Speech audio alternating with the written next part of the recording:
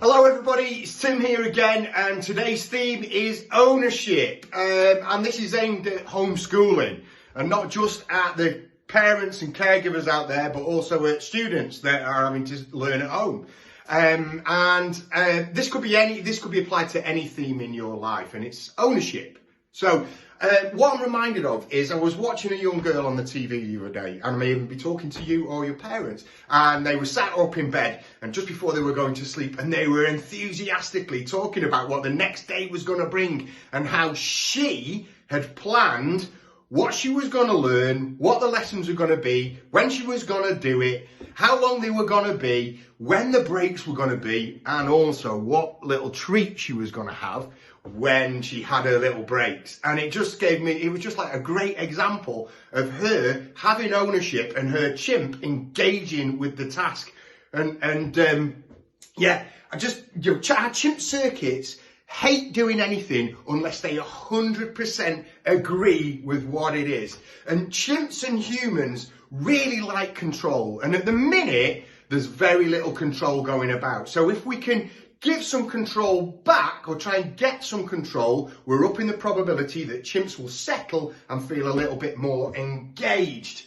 So when chimps don't have ownership and control, what happens is that they get really unsure. Am I on task? Am I doing the right thing? How does this compare? So they get unsure what's happening, and then that can give them anxiety. And anxiety can then be expressed as anger. And really what they've only got then is to go to their toolbox of fight, flight and freeze. So what they'll either do is run away from the task, they'll avoid it, or they'll try and fight where it's coming from. Okay, and that might sound very familiar to what's happening for you at home right now.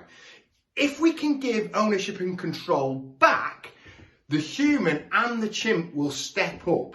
So first of all, they've got that control, then they've got some accountability, and then they've got creative pride in the outcome. And then we've got something we can praise. Okay, so the chimp and the human will step up. So what I want to sort of say to you and maybe give you a challenge, first, if I'm talking to somebody who's a student at home right now, think about this. Are we sitting back, or are we just feeling like we're getting told what we should be doing? Now, what I'm going to suggest is, can you be more proactive? Taking 15 minutes out of every day just to sit down and go, what does tomorrow look like for me? What do I want to do? How am I going to pick each task off? Where am I going to put my breaks, and where are my rewards going to be? But also thinking about, why are you doing it?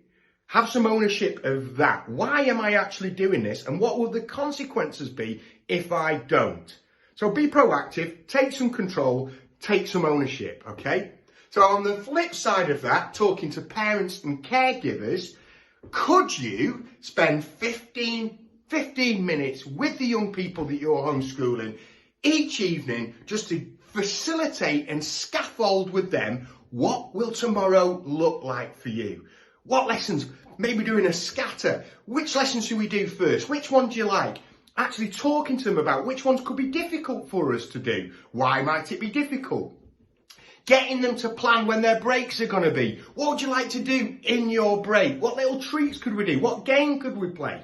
And getting them to have some ownership, control, accountability and creative pride in what their next day will be. Give them some responsibility and ownership. So that's my little challenge for you. I hope it makes sense. If it doesn't, chuck some questions in the comments, and hopefully me or another mentor might be able to get back and help you along. 4 minutes, that one, a long one. Stay safe, guys. Thank you.